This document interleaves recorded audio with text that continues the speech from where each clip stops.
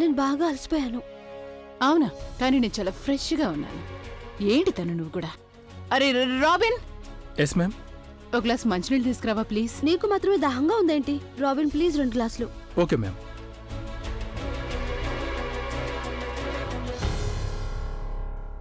ఇంట్లో నర్స్ తను. I hope everything is right. పద వెళ్ళి చూద్దాం. వదిన, నువ్వు రావడం మంచిదైంది. మన ఇంట్లో నర్స్ ఏం చేస్తోంది? ఏమైంది? అందుకే అప్పుడప్పుడు ఇంట్లో కూడా ఉండాలి. ఎప్పుడూ బయటే ఉంటావు. మరి ఇంట్లో విషయాలు ఎలా తెలుస్తాయి నీకు? ఇద్దరికిద్దరు ఎప్పుడు పక్షుల్లో ఎగురుతూనే ఉంటారు కదా. నేను అడిగిన ప్రశ్నకి సవ్యంగా జవాబు చెప్పు ప్లీజ్. అలాగా?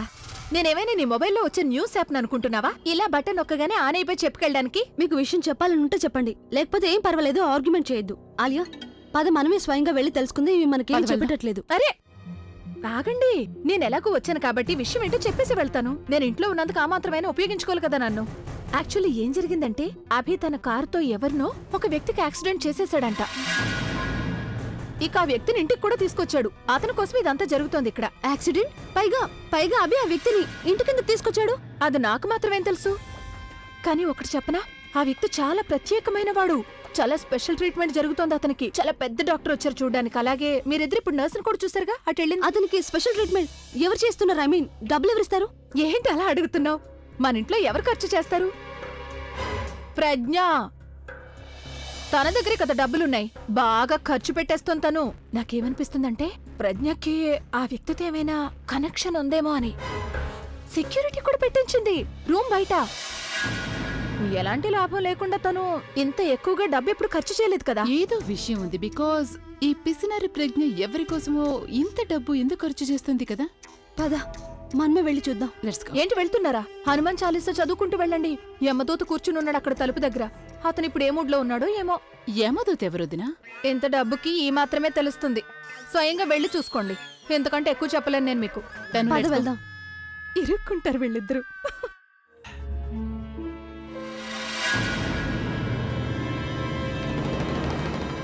ఓ, అయితే తనేనా యమదూత?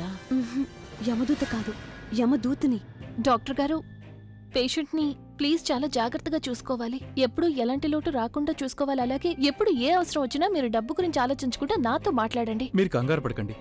మా టీం పేషెంట్ని జాగ్రత్తగా చూసుకుంటుంది. డాక్టర్ గారు, యాక్చువల్లీ రాత్రికి పేషెంట్ని చాలా జాగ్రత్తగా చూసుకోవాలి. అందుకని మీరు మరో 2 నర్సుల్ని అపాయింట్ చేయొచ్చు కదా. అప్పుడు ఎలాంటి ఇబ్బంది లేకుండా ఉంటుంది. అతనికి ఎలాంటి లోటు లేకుండా చూసుకోవచ్చు. Okay, you don't worry, we will take care of him. Thank you doctor. Okay.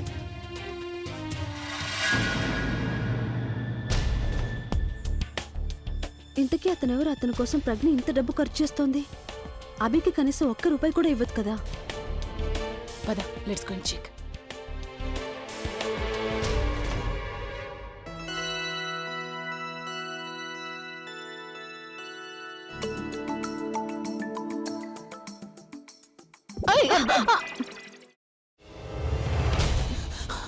నువ్వు ఇంకేమన్నా చెప్పాలా?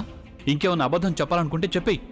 నేను చూడాలనుకుంటున్నాను నన్ను మోసం చేయడానికి నువ్వు ఎంత నీచానికి దిగజారగలవు అని. ఎందుకు ఆలియా, ఎందుకు నువ్వు ఇలా చేసావు?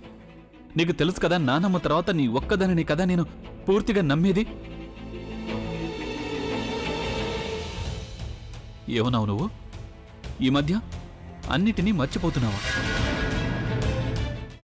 అది చాలు. వాటిలో ఉన్న శక్తి విషయాన్ని గ్రహించి మనకు వివరిస్తాయి.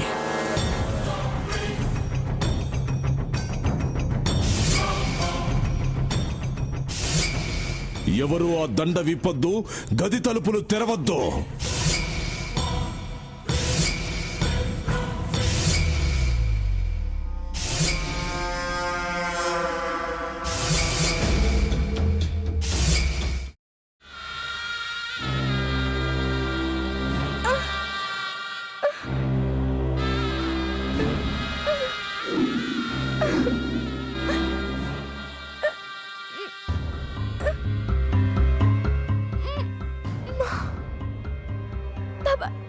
వద్దు బాబాయ్, నేను చేయొద్దు బాబాయ్, ప్లీజ్ బాబాయ్. నీకు నిజం తెలిసినప్పుడే నా ఆలోచనలో నువ్వు చచ్చిపోయావు. అబ్బా ప్లీజ్ కొంచెం తినండి ప్లీజ్. భీమారావు గారు మీరా? ఇగో మీరా కాదు సక్కుబాయ్. అవును, మీ పనామే లేచిపోయిందని చెప్పి కంప్లైంట్ ఇచ్చినావు కదా.